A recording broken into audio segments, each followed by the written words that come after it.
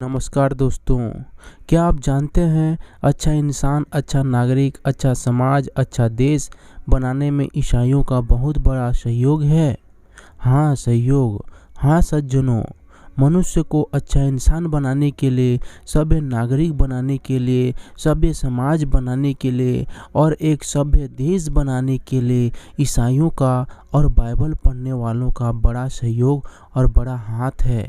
दोस्तों, हम अपने बच्चों को अच्छा इंसान बनाने के लिए, ज्ञान प्राप्त करवाने के लिए स्कूल भेजते हैं, लेकिन वही बच्चा बड़ा होकर के भ्रष्ट बनता है, रेपिस्ट बनता है, लुटेरा बनता है, चोर बनता है। वो भी एक इंसान है, वही दूसरे इंसान को मारने के लिए, हत्या करने के लिए बंदूक उठाता है, चाहे नक्सलवादी के रूप में हो, माओवादी के रूप में हो, आतंकवादी के रूप में हो, या फिर अपने स्वार्थ में हो या क्रोध में आकर हिंसा क्या हो। आज भारत में एक अच्छा ईमानदार अधिकारी ऑफिसर चुनने के लिए सरकार द्वारा यूपीएससी पीएससी जैसे एग्ज़ाम लिया जाता है, जिसमें नैतिकता की चयन होती है। एक नैतिक व्यक्ति का चयन किया जाता है। ईमानदार सत्यनिष्ठ व्यक्ति को कैसे चुना जाए, उसके लिए एग्ज़ाम लिया जाता है। लेकिन उस एग्ज़ाम में भी बहुत से स्टूडेंट सिलेक्शन होते हैं। सिलेक्शन के बाद जब वो लोग जॉब में आते हैं तो पता चलता है कि कितने भ्रष्टाचार निकले, कितना चोरी करने वाले निकले। कमी कहाँ रह गई है दोस्तों? क्या स्कूली शिक्षा में, माता पिता के सिखाए गए शिक्षा में, या हमारे सरकारी कानून व्यवस्था में, या फिर हमारे धार्मिक शिक्षाओं में? कहाँ रह गई ये कमी दोस्तों? कमी तो है। हमें तभी अच्छा इंसान, अच्छा समाज नहीं बन पाया है। क्या आपको पता है इसी कमी को ईसाई समाज ने, बाइबल पढ़ने वालों ने कैसे दूर किया है? आखिर बाइबल में क्या पढ़ा जाता है, क्या सीखा जाता है कि लोगों का जीवन बदल जाता है दोस्तों? बाइबल में यही सिखाया जाता है, तुम अपने माता पिता का आज्ञा मानना। हाँ दोस्तों, यही सिखाते हैं बाइबल में। जो अभी हमारे समाज में देखोगे, माता पिता बुजुर्ग हो जाते हैं तो बच्चे लोग क्या करते हैं, उनको घर से धक्का दे करके निकाल लेते हैं, घर से बाहर कर लेते हैं।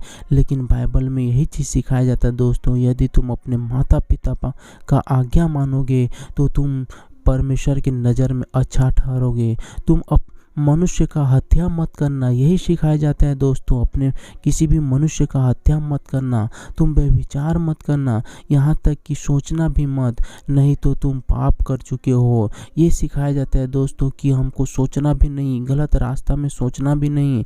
तुम अपने कामों में ईमानदार रहना, अपने मालिक के साथ और अपने शासक राजा के प्रति ईमानदार रहना, ये सिखाया जाता है दोस्तों।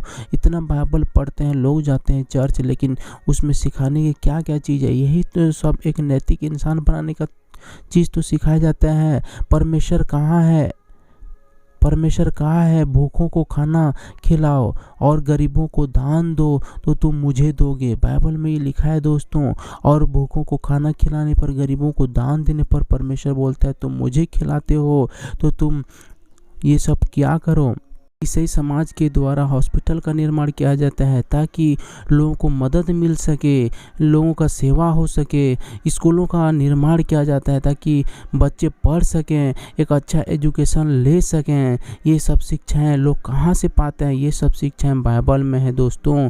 क्योंकि बाइबल में बताता है, बाइबल कहती है कि लोगों का सेवा करोगे तो परमेश्वर का सेवा करोगे, लोगों को आगे बढ़ाओगे तो परमेश्वर का मदद करोगे। ये सब शिक्षाओं को बाइबल से सीख करके बाइबल पढ़ने वाले और ईसाई समाज एक समाज को नई दिशा की ओर ले जा रहे हैं दोस्तों। ये सब तो मदद है। पड़ोसी को अपने समान प्रेम करो। परमेश्वर सिखाता है कि हर इंसान एक दूसरे को प्रेम करो। यदि एक दूसरे को प्रेम करना यदि हर कोई सीख जाएंगे तो किसी के घर में हिंसा नहीं होगा, सब प्रेम के साथ एक शांति समाज के साथ रहेंगे। परमेश्वर कहा, यदि किसी मनुष्य को अशुद्ध मानते हो, छुआछूत मानते हो तो तुम मुझे मानते हो। आज देखोगे दोस्तों, समाज में कितना छुआछूत, कितना क्या क्या चीज़ भरा पड़ा है। धीरे धीरे लोग इंसान को अशुद्ध मानते हैं, लेकिन बाइबल में यही चीज़ सिखाया जाता है दोस्तों, तुम किसी को छुआछूत मत मानना, किसी को गलत नज़र से मत देखना। हर इंसान को अच्छा व्यवहार दो, प्रेम दो, यही सब सिखाया जाता है दोस्तों। और भी बहुत सारी शिक्षाएं हमारे समाज में, हमारे देश के लिए उपयोगी है, बाइबल में सिखाए जाते हैं। आपको पता है ना, लोग सप्ताह में 1 बार या 2 बार चर्च जाते हैं। मेरे सज्जनों, यही सारी बाइबल की शिक्षा जो एक नेक इंसान बना सकता है, एक अच्छा समाज का निर्माण कर सकता है, एक सभ्य देश में अपना पहचान बना सकता है। चर्चों में उत्साह देते हुए, मोटिवेशन कर कर के, चिल्ला चिल्ला के, पास्टरों के द्वारा, दास दासियों के द्वारा लोगों को परमेश्वर के नाम से सिखाया जाता है दोस्तों।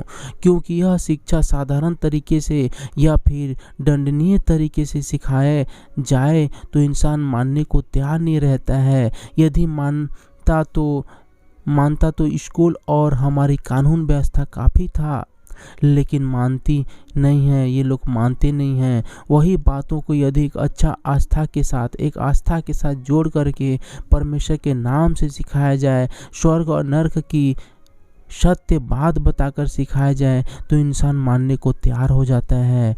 जो लोगों को प्रिय लगता है चर्च जाने के लिए, दुनिया बनाने वाले उद्धारकर्ता को, परमेश्वर को प्रार्थना करने के लिए तैयार हो जाता है दोस्तों।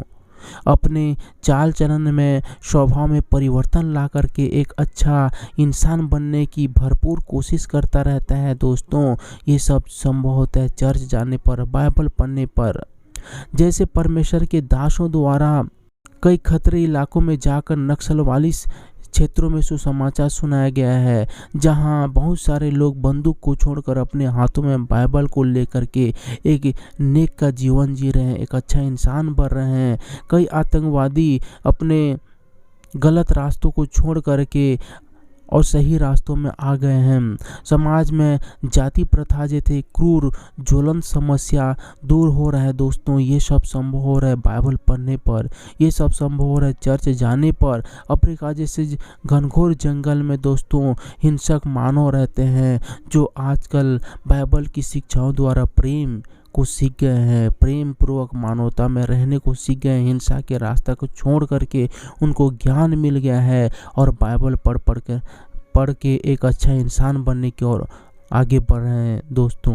तो सज्जनों, जीवन एक बार है। आज जिसको मारने के लिए दौड़ा रहे हो, गाली दे रहे हो, वही न तो देख पाओगे, दोबारा उसको देख भी नहीं पाओगे, क्योंकि जीवन एक बार है दोस्तों, न वो आपको देख पाएगा। जीवन में कम से कम एक बार बाइबल पढ़ ही लेना चाहिए। बाइबल में ऐसा क्या लिखा है कि लोग इसका दीवाना बनते जा रहे हैं? हाँ दोस्तों, ऐसे क्या चीज़ लिखा है कि लोग इसका दीवाना बनते जा रहे हैं, चर्च जाने के लिए तैयार हो रहे हैं, इतना सारे लोग बाइबल पढ़ने के लिए तैयार हो रहे हैं? ऐसे क्या लिखा है दोस्तों? अपनी हिंसा, क्रोध, घृणा को खत्म करके एक बार जरूर पढ़ो, और पढ़ना ही चाहिए दोस्तों। सज्जनों, सबको धन्यवाद।